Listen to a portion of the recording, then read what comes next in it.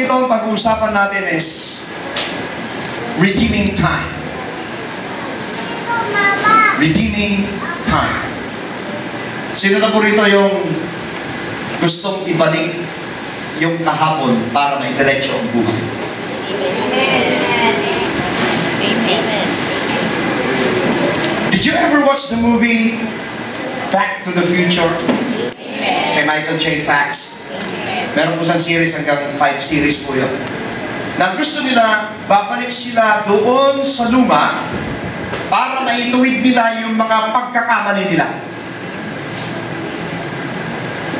Amen po ba? Amen. Ang tao po ay, sa katalinuhan ng tao, marami pong naimbento ang tao. Nakaimbento ang tao kung paano i-transplant ang puso sa isang tao may problema sa puso. Successful po ang tao doon. Noong early 70s, nauso po yung tinatawag nating artificial hearts. Pag may pera ka noon at nakita nilang ang heart mo ay nagkaklag, ang ginagawa nila, binibigyan ka nila ng mechanism sa machine na yun po ipapalit nila sa puso mo, pagpapatuloy ang buhay mo. Amen? Amen. At na-invento na rin nila yung transfusion ng kidney. Na-invento na rin nila kahit po ngayon, meron pong bago ngayon, yung buong ulo pwede na pong ilipat. Amen? Na-invento na po yan. Yan ang pinaka-latest nila. Isa lang ang hindi nila kayang inventohin kung paano ibalik ang time. Hindi nila kaya. Hindi nila kayang gawin. Meron yung pelikula ni Mel Gibson, yung Forever Young. I don't know if you watch that movie. Na siya po yung piloto. Ayan po ba? During World War I. At meron po yung mga science fiction na napapanood ninyo. Kaya nga po fiction, hindi po totoo. Amen? Now, we have here on this Bible, it's about redeeming time. Nasabi ng Panginoon, we need to redeem time. Hindi ba? Na kapag tayo po ay napunta sa isang sitwasyon na kung saan nagkaroon tayo ng napakalaking pagkakamali, na sinasabi natin we screwed up. Di ba? You know the term, I screwed up. I wish, sabi ng tao, I could go back and straight up everything in my life. Di ba ganun tayo? Amen. Hello, ba yata akong kausap? Amen. Yung po, lalo-lalo na po yung pumasok kayo sa isang relasyon. Amen po ba?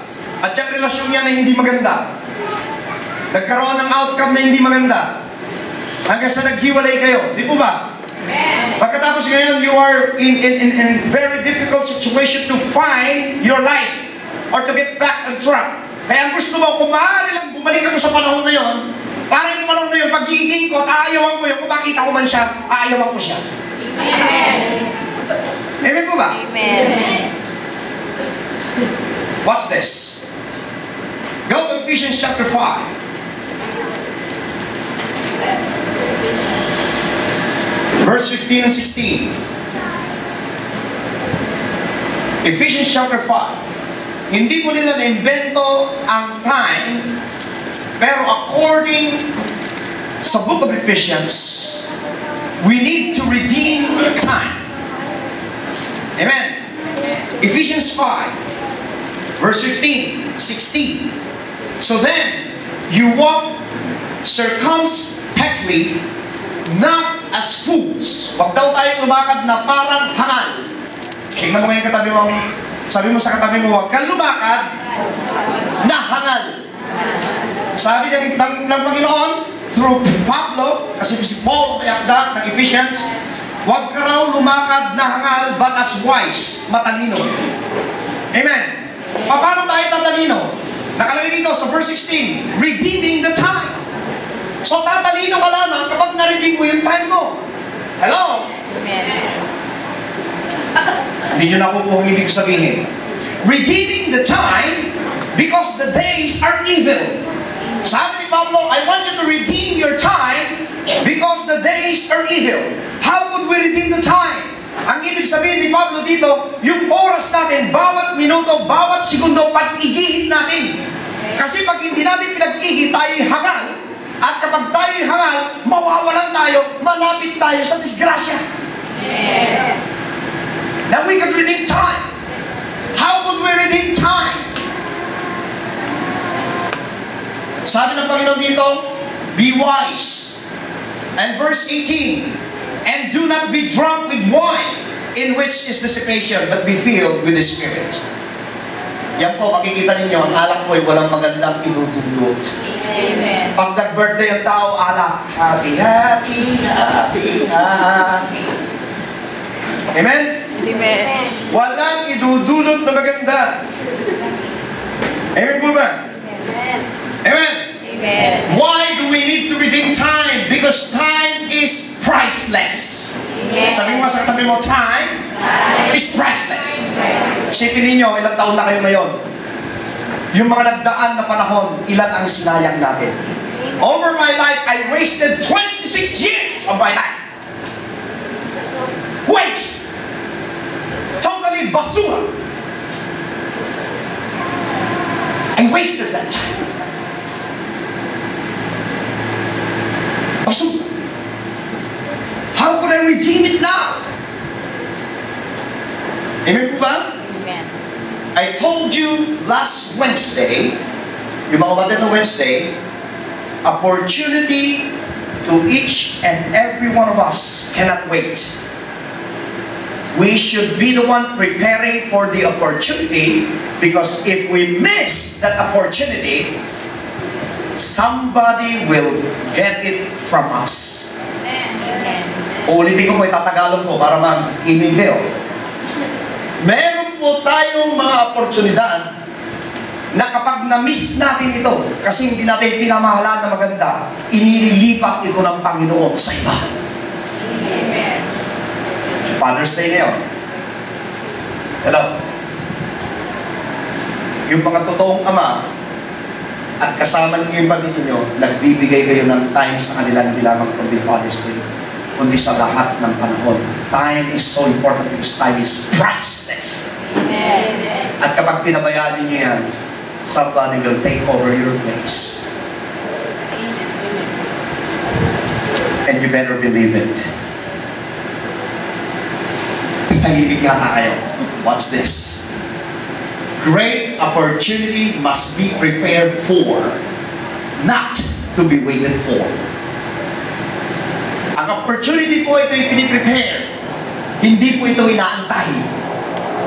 Yung iba po, sabi nila, inaantay ko lang, pastor, yung pagpapala ng Diyos. Inaantay ko yung pangako ng Diyos. Pwede kang magantay, pero habang nag-aantay ka, dapat preparado ka. Para alam mo yung nangyayari, alam mo kung saan ka dinadala ng Diyos. Hello? You cannot wait for your opportunity. Never wait for your opportunity, but you rather prepare for your opportunity.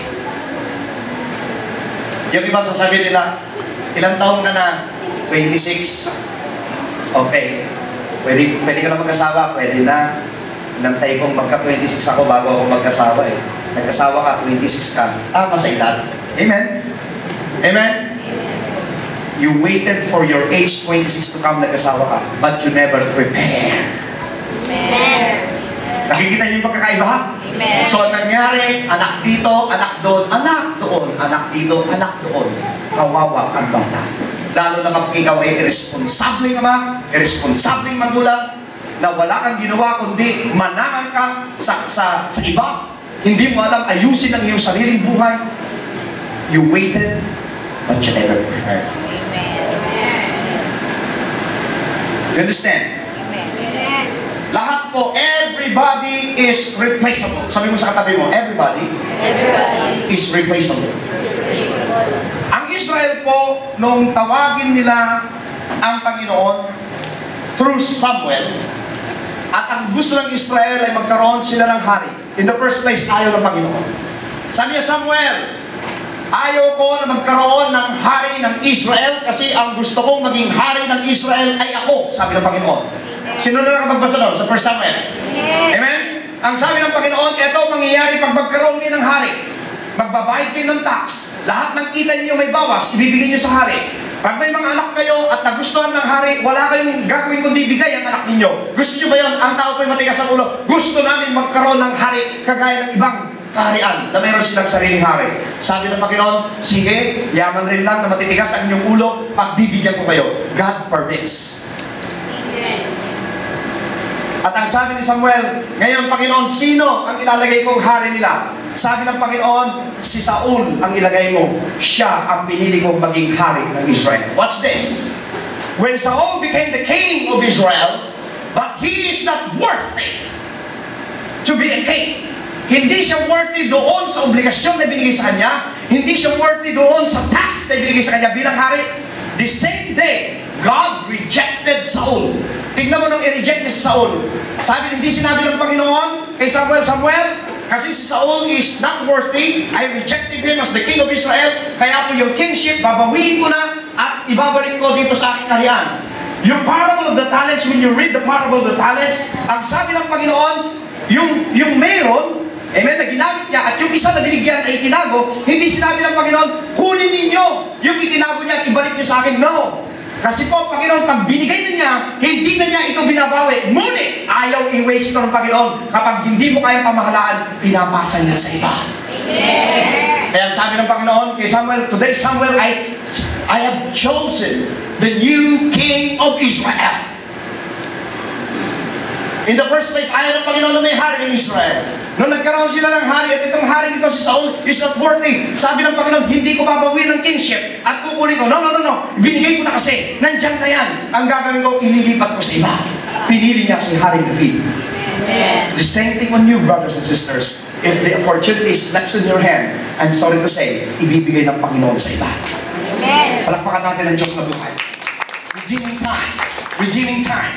Ang Diyos po hindi marunong mambawi. Hindi marunong mambawi ang Diyos. Pag binigay na ng Panginoon, yung po'y nandyan na. Hindi na niya ito. Kung hindi ka marunong mamahala, ibibigay ng Diyos sa iba. Natahimik yata kayo. You feel threatened? Don't be feel threatened. This is the truth. Amen. The truth will set us free. Amen. Amen po ba? Amen. Amen? Faith must become a habit because we have great opportunity, never miss it. Kaya nga po nakakita kayo ng tao, mayaman, biglang naghirap. Why? Hindi niya pinamahalaan. Pagkatapos, makita mo, may isang tao, biglang yumaman. At patuloy na yumayaman kasi marunong siyang mamahala. Amen. Hello? Sabi dito, don't be fool, but be wise, redeeming the time. How could I redeem my time, Lord? To redeem your time, you need God. Amen.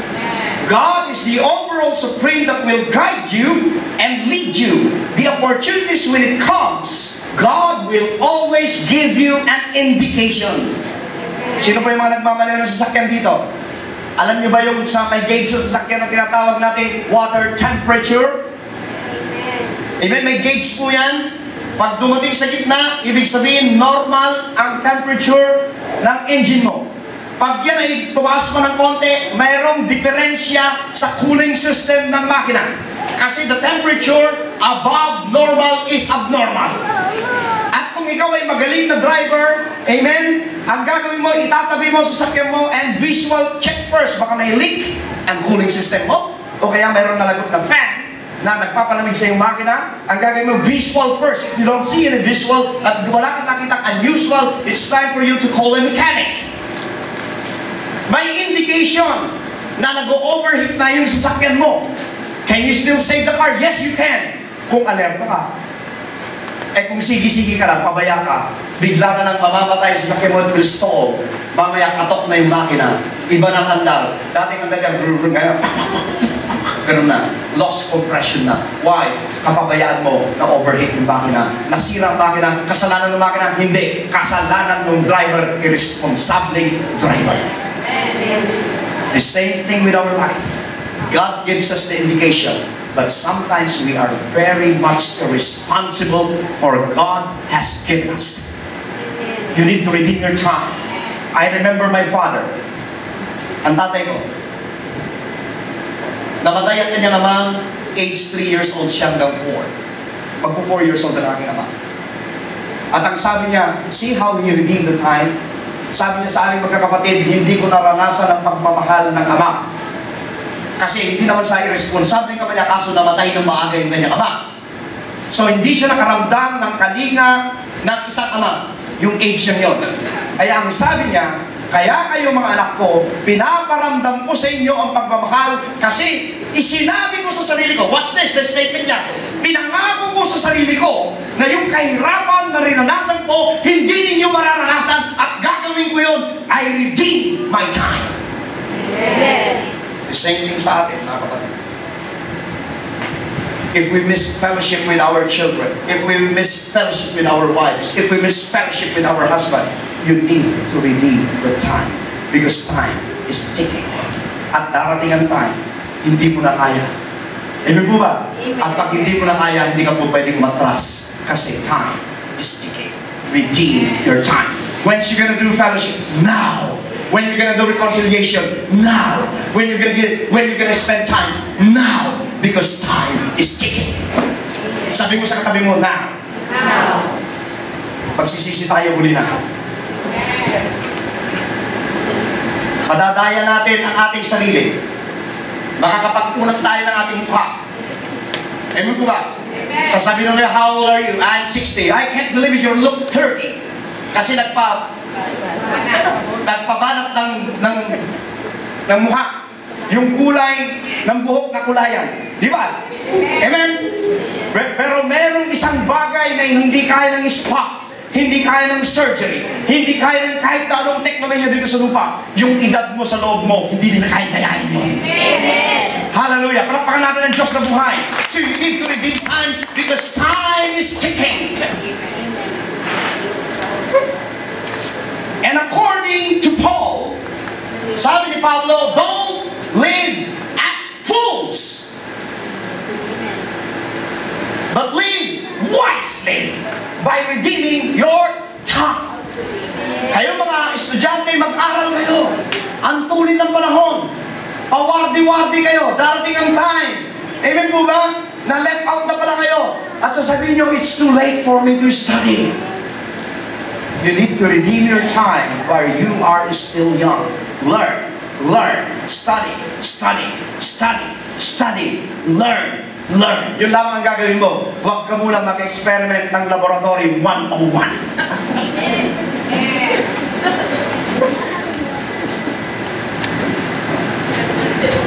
Nakakaloko po yung mga cellphone na yan. Kala mo may project. You need to redeem your time. Before I will say this one, I would like to ask apology kasi kung nasa internet tayo, the whole world is watching. Hindi po ako nagmamatapobre. But this is the truth. Pag ang isang tao ay nakatira po sa squatters area, ang nakikita niya sa squatters area pagkagising niya, ang tao ay nagchichismisan. Yung mga tao ay nakaupat. Hindi po ako I just want to ask apology, especially in our viewer internet. Hindi po ako nagmamatapobre. I am just telling the truth. At ang nakikita nitong taong ito, yung mga lalaki umaga pa lang nakahubad, walang damit, ang lalaki ng tiyan nakatayo.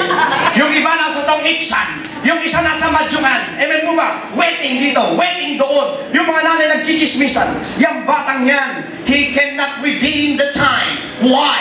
Yun ang kanyang nakikita. Kaya yung batang yan, magiging ganun din ang kanyang buhay. It is the fault of the child. It's the fault of parents because the parents doesn't know how to redeem time. Amen. Dumadami ang mahirap sa atin. Kasalanan din natin. Tayo rin na nagtuturo ng kahirapan. Kaya tignan mo, kapag lumaki itong batang ito, gagayahin niya kung ano nakita niya. Gigising ng tanghali. Tamar kung kumilos. Kasi lumaki siya sa squatters area. At yung bang ipamamana mo sa iyong mga anak?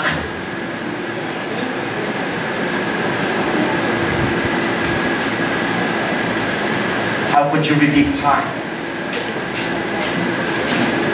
Ang bata po kung ano yung nakikita niya, siya ginagaya niya. Ang galing-galing mo matulog, matugang ka.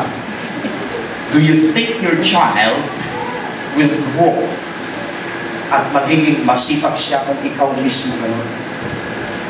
I don't think so.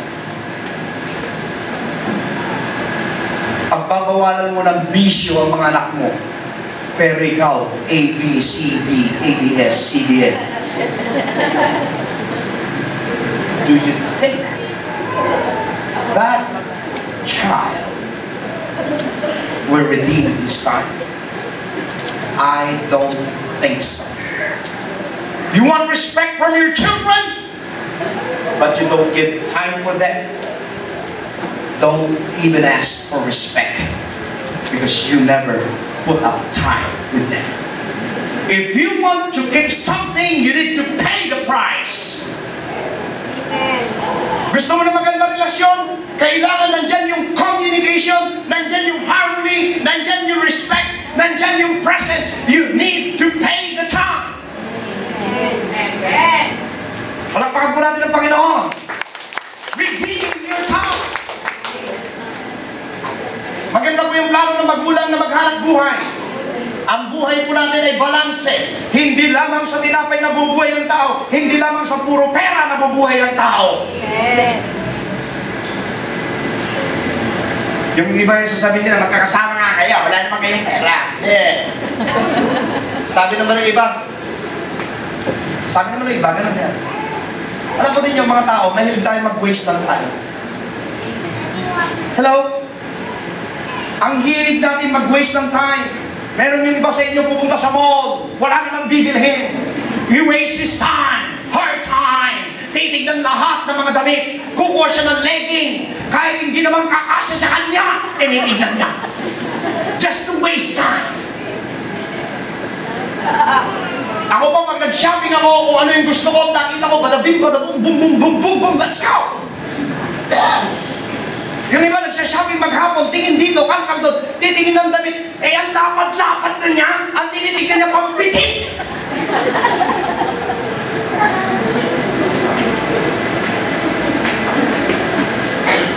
Waste of time. Waste of time. You need to redeem your time. Meron po tayong kasabihan. And this is true.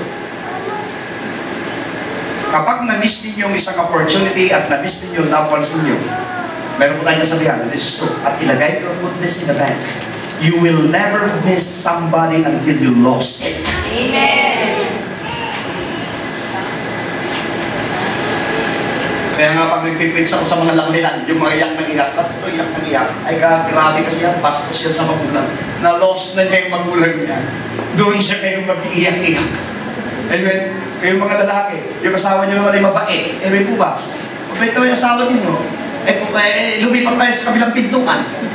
You never missed it until you lost it.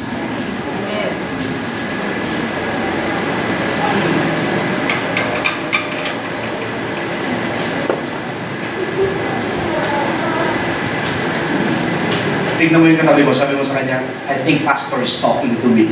Come on! Come on! Sabi mo sa katabi mo.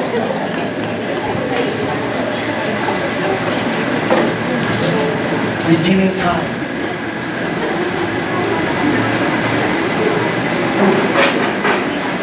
Mas gusto pa natin mag-tongits, mas gusto pa natin mag-pidyoke, mas gusto pa natin magsabog, mas gusto pa natin makipag-chismisan. Wala na nga, kulang na nga yung oras natin na i-spend natin sa family natin. Mas gusto pa natin yung mga bagay na yun. Time is ticking so fast, my friend. We're getting old, whether you like it or not. Amen. When's you gonna do it? Kapag uugod-ugod ka na, at sasabihin mo, I love you.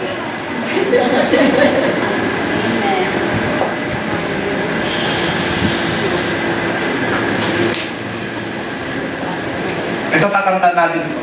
Everything that we are not capable of handling, God will never take back, but God will transfer that to somebody else who deserves it. Amen. Never caught unaware. Ang mali natin, yung mga chances natin, we just look at it. Never look at your chances. Recognize your chances. Is this opportunity for me, Lord? And you ask God for signs. Amen po ba? Never waste time. Wasting time, according to one preacher, is a criminal thing. Sabi mo sa katabi mo, wasting time is a criminal thing. It's a criminal thing. Bakit? You are creating offenses over yourselves. Example, how would I say it's a criminal thing? Example ko to, pinag-aaral ako ng magulang ko. Amen? Hindi ako nag-aral kasi naglakwatsa ako. Hanggang sa nawala na yung mga magulang ko, amen po ba? Ako na nalaiwan, hindi ngayon nakapag-aral.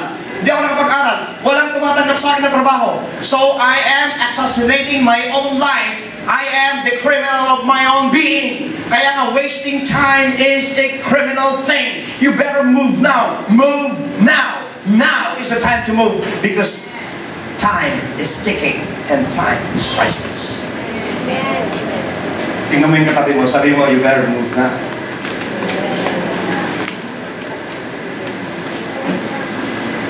Pastor, inaantay ko pa kasi yung ipapadala ng Panginoon. Okay? Eh, ano sabi sa'yo ng Panginoon habang nag-aantay ka? Eh, ang sabi niya, mag-antay lang ako eh. Aabutin ka ng uga, tutubuan ka ng uga. Sa kaantay. Wala kang maantay. You better move and ask God, is this it, Lord?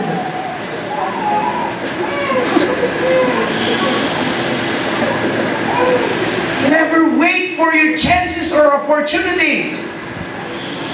You need to redeem your time.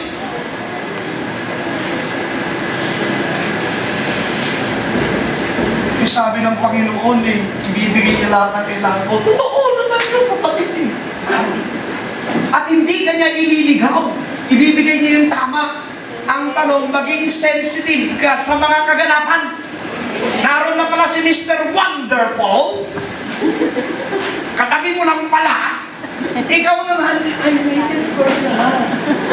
Gosh, oh my gosh.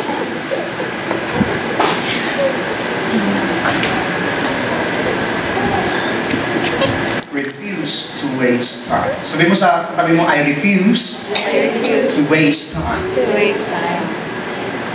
Never waste time.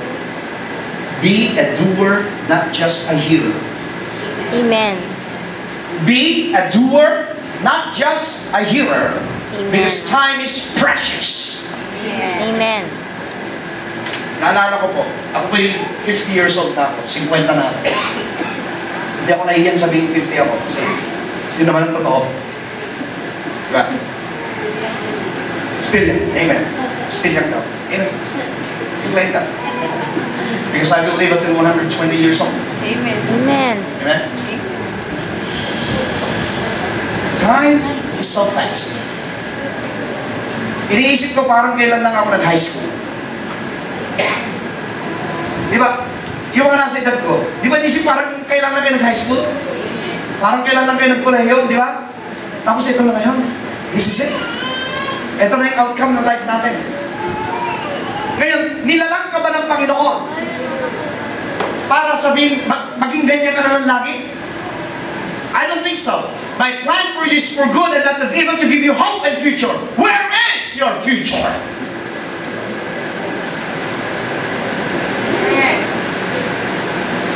You should ask God, God, where is my future? I want to see my future, Lord. And God will show you the way. Namimit natin ang mga tao, bawat tao na namimit natin, there is a purpose of God. Tandaan po ninyo yan. Bawat taong namimit natin, mayroong purpose, Lord. You need to have the meditation time. Why did I meet this person? Bakit ko nakilala itong taong ito, Lord? What is the purpose of this person over my life?